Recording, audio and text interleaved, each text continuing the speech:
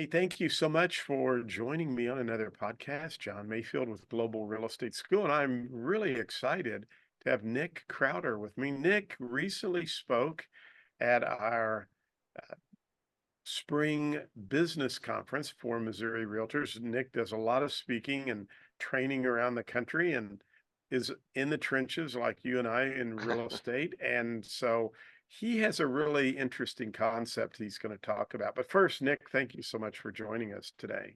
Yeah, thanks for having me on. I'm excited to speak with your listeners and share some new ideas. So, just kind of get our audience up to speed, why don't you tell everybody a little bit about yourself, where you're from, kind of how you got in real estate, just that kind of general background so people get to know you a little more. Sure. So I went to college in San Francisco and then I moved to Portland in 2005.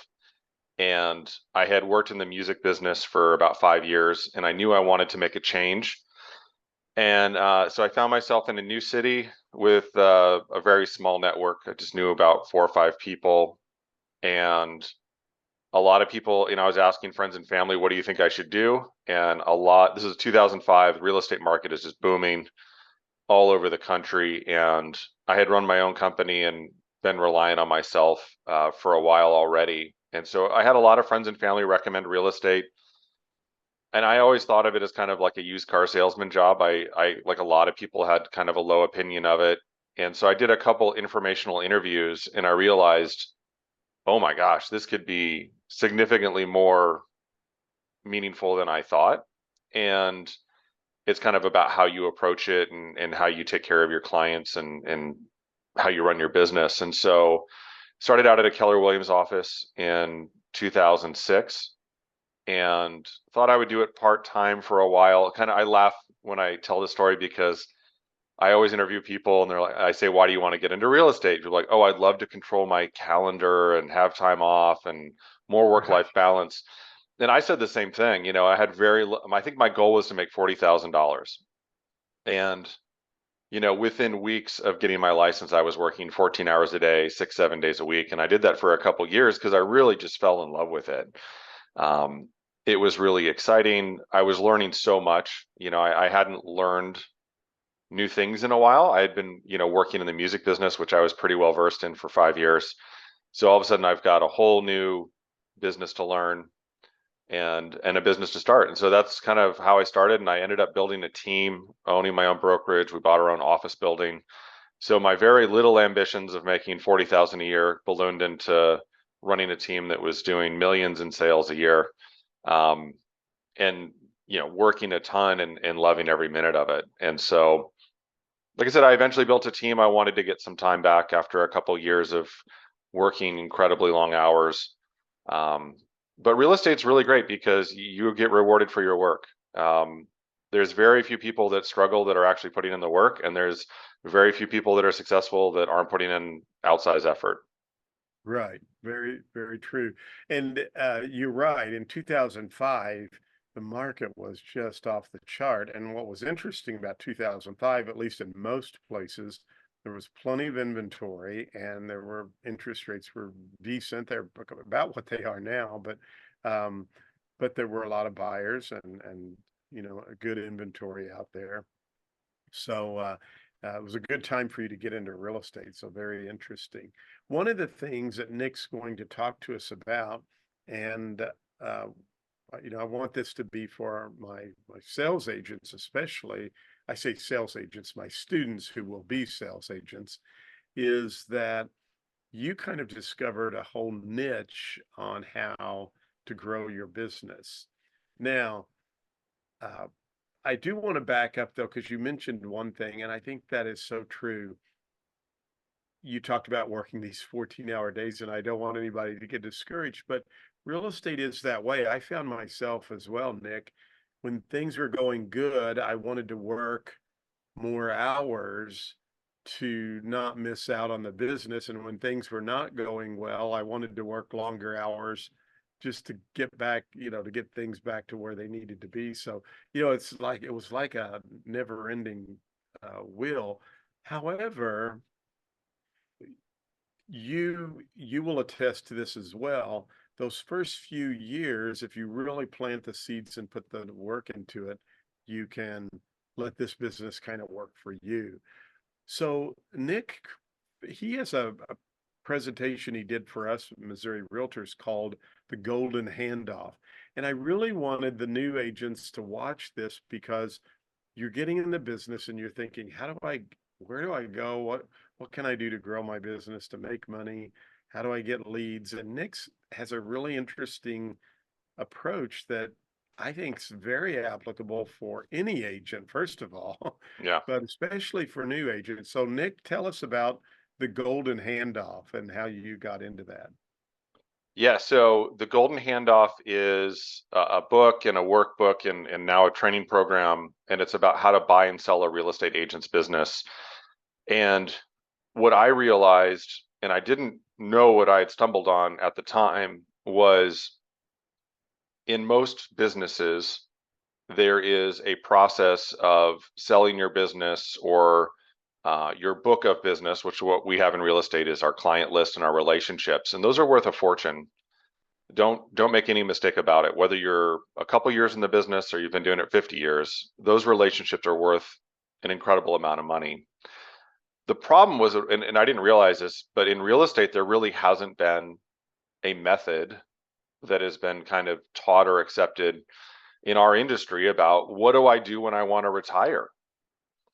And so we have realtors that generally will work way longer than they want to. Um, they eventually get to a point where they, whether that's 10, 20, 30, 40 years, they kind of burn out, they stop marketing, they stop growing. And those businesses start to lose a lot of their value because the clients all have lots of other options. There are a lot of people with real estate licenses. And so, like you said, early on, if you're putting in the work and you're taking really good care of people and you're staying in touch before, during, and after a transaction and being a resource, you will get referrals. And that's how putting in a lot of work early can really snowball into a business where you get more and more of your business through referral. Now, what I figured out was just a hack of how do I take getting a couple referrals a month to hundreds of referrals a month. And the way I did that was as realtors in my office were leaving the business, I would what I call adopt their client list, and I would just treat them like my own clients. And there's a whole process to do this. It's not complicated. And the thing that's so great about it, especially for the new agents that are listening to this, or anyone who's, thinking about being budget conscious right now, I think a lot of us are or should be, just because prices are high, but I think transaction volume Exactly. is lower for a lot of people. And I want to jump in there because you told a very fascinating story. One of your agents who you took over his business was actually just stepping away for a short period of time to do a movie for about a Yeah, year. And you were able to take over his business while he was gone, generate income for both you and him. And I'd love for you to tell that story. But what I want agents to think about is that there may not be someone who actually wants to retire. You might have somebody in your office who just needs to step away for a little bit because they're tired. They need to recharge their batteries. Maybe they want to just go travel and you know, I I mentioned that and I'll let you explain that, Nick, but I'm a great example of that. I yeah, sold my business in '06 because I was just burned out. yeah, I wish, Nick, I'd had somebody like you that I could have just said, I just need about a year off, right. or 6 months. I need to recharge my batteries. I just need to go read a book or do something to get my head back in the game. And so tell that story. And I just want agents to think there are people who want to retire, but maybe you could spot a very successful agent who who you can just tell they're burned out. So anyway, I'll Yeah, let you yeah. explain the story. Yeah, so that was there's three people in the book. They're all real people I worked with, and you're talking about David, who, had a lifelong dream of working on a movie. And so when we were both, gosh, I'm trying to think here, we were probably both about 5 years into the business. We started the same year, and we had pretty equivalent businesses. I think at the time we were probably doing 20 million in sales, maybe a little bit more.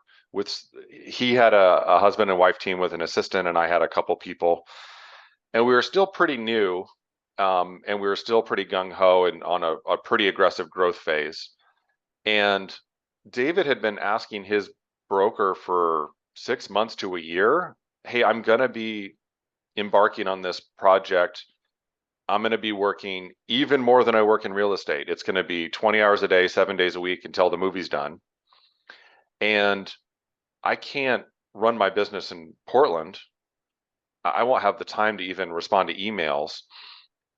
And the broker basically said, "Well, just refer stuff to the brokerage and we'll handle its any referral fees." But the truth is that doesn't really work. Someone has to be proactive, right? The reason a realtor is successful is not because they wait for people to call. You have to call your clients. You have to follow up with people. You have to offer classes, trainings. You have to go to do open houses, do networking groups, um, market yourself on social media, do your email newsletter. There's all these things you have to stay consistent with. And the secret there was I provided a very easy solution. And the thing for everyone that's starting out or is budget conscious, the great deal on this is that you don't pay up front for it. You pay referral fees on deals that actually close. So there's no cost other than your time and energy to reach out and stay in touch with these new adopted clients. And so for David, he stepped away from his business for a little over a year. We did an extra 150,000 in commission income, and I sent him $50,000 in referral fees. Now, keep in mind, this is in 2010. Our average home price in Portland from 2010 to now has tripled. Hmm. So those numbers now, if you just and I don't think our commissions were different then, if I really am remembering correctly. It was about the same. So Um, now I'd love though, I want to just stop you right there because what I'd love to know is for a new agent who, like your situation with David, how do you set that up? I mean, did David make calls to his clients saying, "Hey, Nick's going to be taking over"? Did you do a letter? How did you approach these people to get your foot in the door as an introduction so that they were okay with working with you so that you could do that 150,000 in commission? Can you walk us through, like, we sent a letter, an email, or here's yeah, basically how when I called them what I said? That I think that would be fascinating to know as well. yeah. So we send what I call an endorsement letter. And it basically, for David's case, it was not that I'm retired and gone forever. It's I'm going to be working on this project. I'm going to be gone for a year to 18 months. And I wanted to make sure you had someone to help you. And so I partnered with Nick and his team. And here's who they are, and here's why I picked them. Here's their market stats. They work by referral. Um, you know, and then you say, here's what happens So then next. David sent, or you sent the letter, but it was really an endorsement letter from David to introduce you. Yeah, so very important distinction here. We paid for it and sent it, but it's on David's letterhead and David's Gotcha. return Okay. address. It Yeah. has Thank to you. come from the retiring agent or whoever's kind of, I call everyone the retiring agent, even if they're not fully retired. Um, and then we also sent out an email. For his case, I basically rented out a small bar and we invited all of his clients to meet me and the team and wish him well on this really exciting project he was about to take on, because this was like a lifetime dream for him. And it was amazing to me how many people came and were so excited for him to be able to do this really exciting project that many people, most people don't get to live their dream, and he was able to do that. Right. And on a very big stage. And so his clients were thrilled, and some of them even visited him and went to the premiere, and all these other things. They were super supportive. And the other thing that was great is, me and my team were also there, and we had a swag bag that everyone took home, which was a couple branded kind of tchotchkes, and then we had put together a market report that we send out once a year, and we had printed it out, basically the slide deck of our market report and our projections for the next year. And almost everyone that came to that meeting wanted to set up an appointment with us. And Fascinating. so That's that fascinating. that kind of happy hour, send him off, celebrate this really cool project he was getting to do, led to 5 or 10 appointments immediately. And it was really nice because it was such a very organic way to do it. And it was for, again, I mentioned in the meeting, you want to establish when you meet new people, character and competence, right? Those two things are really important. And so to kind of celebrate with David and his clients, establish our character that we cared about him. And then our competence was shared by having some stats to talk about, being able to confidently speak about the market conditions, average price, time on market, what we thought trends were going to be, and then have this very in-depth report for people to take home. And if they wanted to, they could get very detailed. And basically, by the time they had a meeting with us, we weren't competing. They had 99% of the people had decided they wanted to work with us and they weren't going to interview other people because of David's endorsement, because of meeting us, because of our being able to display our competence in the market, that they felt very confident they were going to get great service. And so it made it very easy. And if you do this right, you will rarely be competing with these adopted clients. 90% plus are going to probably only call you.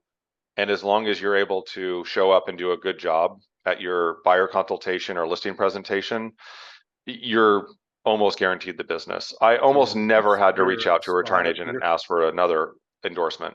yeah, you're spot on. And what Nick's really explaining here is that, and that's why networking's so important, because when someone refers business to a friend, or in this case, when someone's saying, hey, Nick's the person you need, that I want to endorse, that you need to work with. I mean, your foot's in the door, and just as you said, if you just do a decent job, if you do a good job with your presentation and follow up with a thank you card, people are going to use your services. Yeah. I heard a friend of mine once, Nick, say, and that's why his whole business was built on just referral, and he wrote a book on that as well. But he was saying that the reason he likes referral business so well is because you're always under promising and over delivering. I hope I have that right. Yeah. Whereas when you are going out and working expireds and for sale by owners, you're always over promising, and unfortunately you will end up under delivering, if that makes sense. So Yeah. you're not making as many promises to the people that you're being recommended to as you were. When I say not making as many promises, you're not having to sell yourself as hard. So Yeah, that's what I would you end say. up over performing, which people like. Yeah, I would describe it just like you said. I think the brilliant part about working by referral, and the trick with referrals is like it takes a little more effort, a little more care, a little more communication than if you're just trying to be transactional and do as many deals as you can. Um, you have to build relationships and trust, and you have to follow through on your promises with your current clients, and then you create happy customers that become part of your business and part of your sales force. And Yeah. when your clients are referring and endorse, because a referral is an endorsement, and that's why people are hesitant to do it, because it reflects on them. And so when you get a referral, you want to make damn sure that you make that person look good. Right. You want the friend to thank them. Oh my gosh, thank you so much for introducing us to John. He did a great job. We had such a great experience. We were going to work with this other person that we met at an open house, but they didn't call us back for 2 weeks, and we were going to just wait. And we're so glad we didn't do that. You got to do that. But then once you're in that position, again, you're not selling yourself, like you said. If you're working a prospecting based business, you're simply consulting with the client and saying, how can I help you with your goals, and trying to find ways to improve that experience, process, result, Yeah, without exactly. having to try to do 4 meetings a day to win a listing, and then hope you can sell it, and then move Yeah. on to the next 4 the next day and the next 4 the next day.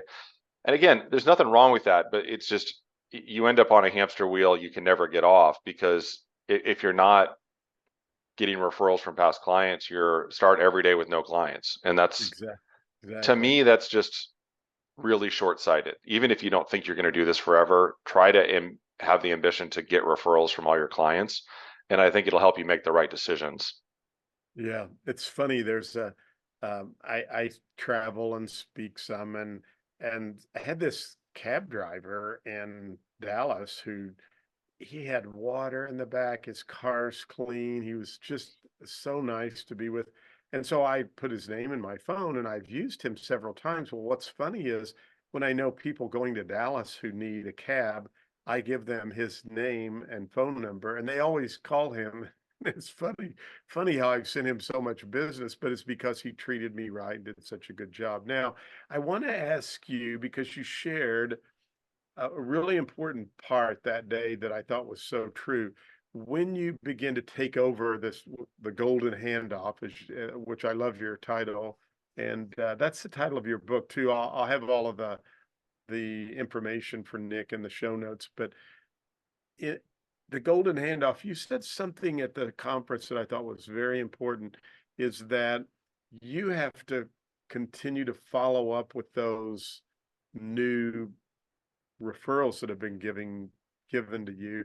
Did you call them every so often or send emails or a combination? What was the process for you to stay in touch with that new book of business that was that you were working and nurturing now? Yeah, great question. So yes, the book is called The Golden Handoff, and the website is The Golden Handoff, and all the resources I'm talking about. If you go and sign up on the website, you'll get access to scripts, documents, market, the endorsement letter, all of that. One of the really important things to do when you're working with a new agent, whether you're the one retiring or whether you're the one taking on the client list and adopting them, is to sit down with the client list and go over it to understand who these people are, make sure you have phone number, email addresses for everyone, and get a sense of who to call first. But the second piece that's really critical is to have a marketing plan that is part of your agreement that spells out, I'm going to call everyone once a year or twice a year. We're going to send an email newsletter monthly, every other month, quarterly. We're going to host X number of real estate based classes like first time home buying, investing in real estate, how to get your house ready to sell. Those are all classes I've taught for clients, not for realtors really, but um, Now, and where did you teach those classes when you say you taught those? Did you just do something at your office you were yeah, an agent at? Okay. yeah. We had conference rooms, and if we had something really big, we might do an offsite. But generally, even if you invited everyone to, if you got 20 people, I'd say that's probably a really great event. I know some people that do big client events, like a big movie night, or come to the pumpkin patch and get a pumpkin, or sponsor a summer concert series where they have a section just for clients, and you might get a lot more people for stuff like that. It's really more about just staying connected and for fun, as opposed to an Right. educational thing. And So I what think you're it's good to have saying a though, mix of even with those kind of community even with events and then training. yeah, so and what you're saying though, even with the smaller groups are important because I've done like a VA workshop, home buyer workshop for veterans.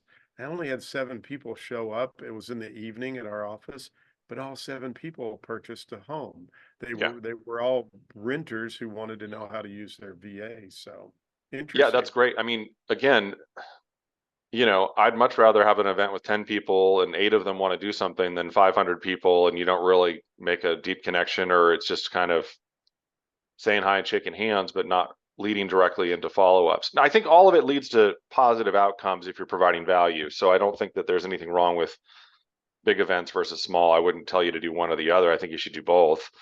Um, what I'm really excited about, and kind of, John, I want to make sure we don't forget to talk about this, is one of the things that I talked about at the Missouri conference was the idea of a partial handoff. And I'm really excited because I actually got this yesterday, is the final edit of the new edition. So the Golden Handoff is a second edition coming out. Um, if you buy the first edition now, just go to the website, email me, send me a receipt or something, and I'll send you the new chapters when the new version comes out. Because if you want to do this right away, I don't want you to wait. So I'll do that for anyone that buys it between now and when the second edition comes out. But the idea of a partial handoff is kind of like what we did with David, where he wasn't 100% out. He was out for a little while. Like you said, you would have loved to have taken a year off, taken a sabbatical, because most industries know that. I mean, everyone I know that works in tech, they get sabbaticals. You know, if you work at Intel, you get a sabbatical, I think after 7 years, and then after 15, and then another one if you stay longer. And it's meant to give people a break to get refreshed and come back energetic and excited again, and not just feel like you're constantly working forever. That's so true, and I'm glad you brought the partial handoff up because I didn't want to forget that. But what you're saying too, and I'll let you get right back on. I just want everybody watching to know there are people in every office who need that partial handoff. Trust me. 100%. So go ahead. I'm sorry, because this is the big deal, and I want people to really understand there's people in your office who could use this right now. Yeah, and I think the thing that's really cool about this too is I think it takes kind of what I help people figure out with the original golden handoff, and now it applies to 3 or 4 times more agents that you know. So before, you were really trying to identify who's trying to either move across country or get out completely. And with a partial handoff, because it isn't forever or it isn't for every client, you can start sooner, you can start smaller. As a new agent, you don't need to have necessarily the same level of experience to be able to take on a whole business of clients. Whereas, like, I think it would be a mistake if you're in your first year to say you can do this because you haven't really learned how to run the business and do the work yet. But there's 3 main types of partial handoffs that I want to talk about. The first one is called a phase out, and I think that it's probably going to be the most common. It's where you have agents that are burned out and they kind of slow down and they're doing less and less every year. And when you're doing less and less every year, it's not because your clients disappeared, right? So if you're doing 30 million in sales at your peak and now you're doing 20 and next year you're going to do 10, you know, the 20 million in sales you're not doing now didn't just disappear. It's just other agents are helping those clients and you're not getting anything for it. And the truth is, if you're phasing out, you're not calling people, you're not doing trainings, you're not doing events. And so you're not really serving your clients like you used to serve them. And so it's a way to have it both ways. It's a way to work on fewer clients, less transactions, less responsibility, but not ignore or lose all those other people that still would have worked with you if you had been calling back like you used to, or having events like you used to, or doing your marketing like you used to. And so it's a way to still have a business doing 30 million in sales, but you let someone else do the 20 and pay you referral fees.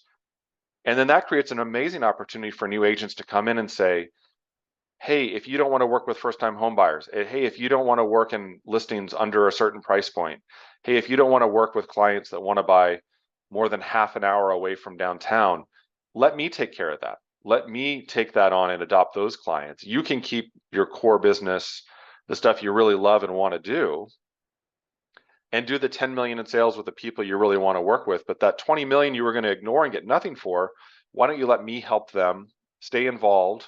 I'll take on all the work and you'll get a referral fee. And, you know, you can do the math. Referral fees on 20 million in sales is a substantial amount of money. Yeah, that's a brilliant strategy. Now, is that similar? And you might be talking about this in your other 2 handoffs. What about the new agent who comes in and maybe is still trying to learn the business, and you spot one of these people who's ready to exit? Could you like team up with them? And is that, I guess, what you're kind of talking about, maybe where they could mentor you and you could take that business they don't really want to, they're not That's crazy about handling anymore. that's a great idea. Yeah. So I call that a train out. And so a phase out is where the retiring agent kind of works with the new agent or works under their team or at their brokerage. A train out is where the new agent The adopting That's agent true. joins the retiring agent's team or brokerage or business and learns from them how they run their business, how they take care of their clients. And usually what I find is the train out works best for agents that have a special niche. So luxury homes, retirement, vacation rentals, Gotcha. investments, flippers, home builders, condos, certain price points, downtown versus suburbs or historic Gotcha. districts. There's a million versions of where agents specialize, and you can work underneath them, learn this kind of the tricks of the trade or their specialties and all of the information you need to know to be proficient in that specialty, and then eventually take on more and more of the business.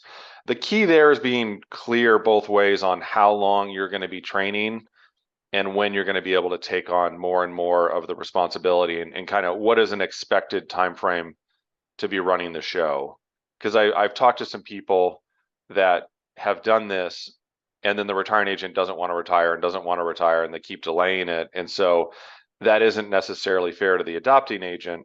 So I think you have to have a reasonable time frame and say, Right. okay, well, if you want to stay involved, we're going to change how the money works at a certain point so that it's worth it to the adopting agent to take the That's a chance great and kind point. of Yeah. hitch Because their otherwise wagon to you're that just train. joining So a team. Yeah. Yeah. yeah, Okay, great. So we have the phase, phase phase off, out, phase out and train out. And train what's out. And the the third third one? one is the honorary team member. This is my favorite because this is what I am. The honorary team member, basically, you stay licensed, you're working as part of a brokerage or a team, um, and you're still engaging with clients. I'm actually going to be doing some script practice with my residential team next week. We're going to be touching base with past clients. And I just want to make sure we're clear on like what are the main questions people are asking and how can we answer those. And so my goal is to have a bunch of really wonderful conversations with clients that I really like, um, kind of see what their questions and concerns are, and have some information about the current market and what's happening and what's not happening and where we think things are going to go, and just try to help connect with the right people that already know and trust me, and then have the team handle the day to day. So if someone's thinking of selling and they don't know what their home is worth, have the right agent from the team go and do a walkthrough and a CMA and market analysis. And if they're thinking of buying or investing, to do a buyer consultation, get some opportunities on the table, and see if any of those make sense for them to invest in or potentially be their next house. So if you love talking to people, networking, the social aspects of real estate, but you don't want to be showing property Sunday morning and doing inspections Friday night, this is a really great way to stay more involved with your clients and maintain that relationship and community and connection without having to be in the trenches of um, doing the open houses, the paperwork, the negotiations, the showings, the tours, all that, and still be involved, but be able to not be on call 100% of the time. Yeah, that's interesting. Now, I want to remind everyone who's watching and listening, what Nick's talking about is such an important thing for you to take note of because, and most all of you know, especially my students, I've had my license since I was 18 in 1978.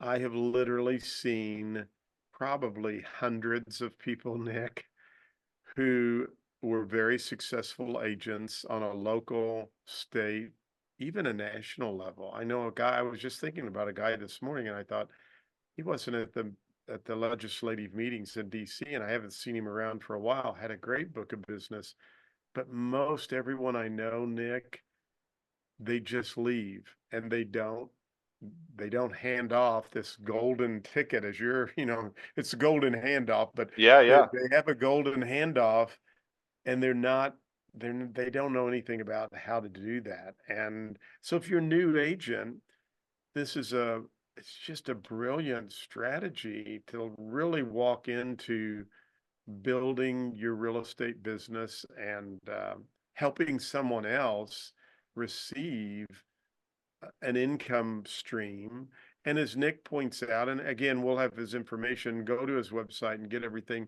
This is not something you hand this referral money over indefinitely. It usually kind of after 3 years will, ends, but there is a stopping point, however you put that together. But I just Yeah, want so people the to the know there's an original golden opportunity. handoff is a 3-year period where the referral fee is higher at the beginning and lower at the year 3, and then in year 4 you own the business completely. Right. In a partial handoff, while the retiring agent's still working with you or you're on their team working together, which truth be told is the best situation because your conversion rate and the amount of time you have to invest is well, your conversion rate goes up and your time invested goes down because you have other people helping out. And so I think it's fantastic to have a retiring agent still be involved at some level. And in that case, you're paying a referral fee as long as they're involved. But once they're fully retired and they say, I don't want to keep doing this, then I would say that's the time to switch to the traditional model where, it isn't forever. Basically, if they're not going to be involved, then there's a time frame where eventually the retiring agent will stop getting referrals and the adopting agent will have ownership of that business completely. Yeah, very, very interesting. And there's just opportunities all around. And, you know, you could have a conversation with your broker. They may know someone you could talk to in the office that might be thinking about that. But there's ways and opportunities. I just know of many, many agents in my local area, Nick, who just left the business and they had good businesses going. And I basically, as I told you at the conference, I use this same strategy with growing my real estate company by acquiring smaller offices from brokers who wanted to get out of the business, who had 6 or 7 very good producing agents that were loyal to that company, but the broker came into my company and we folded those agents in. So same concept, except it was just on an office. Um, Before we leave, though, I would love to ask you. So you're a new agent. Um, what do you tell somebody? What was your most successful way to grow your business? I would love to know that. And then I'd love to know a little bit about when did you decide that, hey, maybe I want to start a team? Those two concepts. Sure. So I had really good mentorship when I started. I was very lucky that the office I joined had really, really involved owners and leaders. And because I was putting in a ton of work, you know, I think the more work you put in and the more serious you take it, the more people will help you grow and invest in you as well. Um, they're not going to want to help you if you don't want to do it or you don't follow up or, show to a meeting. You'll lose credibility very quickly. But if you're very serious about it and you want to work hard, people will give you a lot more help and guidance than you'd expect. So I share kind of the story of my mentors, what they taught me, which is one of my mentors was one of the best referral agents in Portland, if not the best. And he told me to work by referral and you would love this business a lot longer. Um, Now I only knew 5 people at the time, so I said, okay, I'll go call those 5 people. But what do I do when I'm done with that by lunchtime? One of my other mentors had worked a lot in new construction, and he was really good at open houses and model homes and converting people. And he said, do open houses until you're too busy to do open houses. And for me, I think there's almost no better opportunity to get really good very fast with real people than doing open houses. So I got very good at it. I built a whole process and program around what information I brought about that home, how I communicated with people. I did a lot of, I did a Brian Buffini class in open houses. I think Keller had a class on opens. I went to those multiple times. And then I realized half the people going to those open houses were home sellers. So I started bringing information about the market in the neighborhood that was more for sellers than buyers. And that really increased my ability to connect with people and get them to want me to follow up with them as opposed to feeling like, oh, I don't want to give this guy my real phone number or real email because I just wanted to see a home. Um, and then one of my third mentors mentioned, track your numbers, know where your business is coming from, and make sure you put everyone in your database. if I could go back and do one thing better, I would say I would meet 20 people a weekend doing open houses on average. And I would follow up with the people that I thought were most likely to need my help. But there were a lot of other people that gave me their names and phone numbers where I wasn't super consistent about following up with them. I wish I had taken an extra 30 minutes a week to put all those people in a database or pay someone to input those.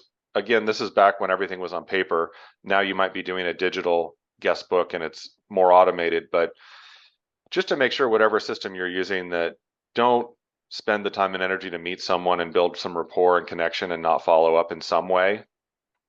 And for anyone, whether you're looking to buy a business or you want to think about selling your business in the future, you have to have a database that is current and complete and updated. And it's a pain in the butt, but it is how you communicate with people. And if you don't have someone's phone number or email or address, you don't know them. You don't have them. You can't do anything. And so it's really critical that you have the right information and that you keep it as updated as you can while you're growing your business. And also in the future, when you want to sell it, if you give someone a list of 700 names and none of the phone numbers work, it's not, the system won't work. You have to be able to actually call people. I think part of it, so it was just trying to learn everything, working extra hours. The thing about real estate that's so great and why you hear stories of this, that if you're coming from a corporate background, you might be like, this is crazy. Why would anyone do it? It's because you get rewarded equally for the effort you put in. Whereas if you work in a corporate job, you might get a slightly bigger bonus or you might get a slightly better promotion, but you're not going to triple your income in 1 year or double your income in 1 year. And in real estate, that is very possible, especially as you're starting out and kind of growing a business. And very quickly, you could be having an income that is the same that an attorney or a doctor or a CPA has or more. Right. And it's Yeah. based on the work you put in. It isn't because you went to Harvard or you got a degree from MIT. It's because you're putting in effort and helping more people. You had a second question and I was going off. Oh, building a team. You wanted to know Yeah. about So that. curious. Yeah. So, um, after a couple years of working 14 hours a day, 6 or 7 days a week, and I'm not exaggerating that, that's really what I was doing. I would do 3 or 4 open houses a weekend. I would go to the office at 7 in the morning. I would sometimes ride my bike to work so I could do a little exercise, ride my bike home, then drive back to the office. Um, I purposely didn't have Wi-Fi at home because I wanted to separate my work and life so that when I was home, I was really able to rest. Um, and this is before iPhones. I'm that old. So people could still call you, but you weren't going to check your email or look at, so there wasn't social media. So I liked that because I really wanted to have when I was at work, I wanted to focus really hard and I wasn't doing laundry or doing personal things or shopping. I was working. And then when I was home, I was able to do my real personal life stuff. Um, but at a certain point, a couple years in, I realized, boy, it'd be really nice to have weekends off again. And guess what? You can't do that if you're showing houses. And I don't want to have to come back to the office at 7 to 10 to do paperwork on my new listings to turn them in on time to my review and broker. So that's the first thing I did is I hired an assistant to help with paperwork. But very quickly after that, I hired a buyer's agent. And so I think in my third year in the business, I had a full-time admin assistant who was licensed and then 2 buyer's agents. And that took a ton of pressure off. And I'll say this too, there's no way I could have done the amount of business that we eventually did by myself. I had mentors that really wanted to have control of every aspect and they would have 4 assistants, but they would do all of the meetings and all the showings and all of the negotiation. And I didn't want to do all of that. And so I hired people that were really good at their jobs that could show houses, negotiate offers, do inspections, and do all of that really well without me doing it myself or having to check in on it every single detail. And so not only did that give me time back, and I'll say this too, I was thinking, I'm going to build a team. I'm going to get a lot of time back, but I'm going to make a little bit less money. And I'm okay with that. What happened was our business grew even faster because we were following up with more people more quickly. and able to help them when they needed quicker, because I could only be in one place at one time. But now with me and two buyer's agents, we could be showing three different clients' houses in the same time, which means our capacity went up. What happened was I got a lot of time back. We helped more people, and I actually made more money anyway, even though my plan was I'll probably make less because I'm sharing commissions. But the pie got so big that Right. my smaller piece was still more than I could do on my own. And that was honestly a surprise. That wasn't part of the plan. And so I was happily surprised that not only can I have more time and our clients are very happy and they're getting served quicker, which is what people want at the end of the day, is that if they have a need, they want it taken care of. But we ended up all making more money. All the people that worked for me made more money with me than they did on their own. And which I think a lot of people find hard to believe. But again, you just get so much more efficient. You have so much better support, and there's just more opportunity.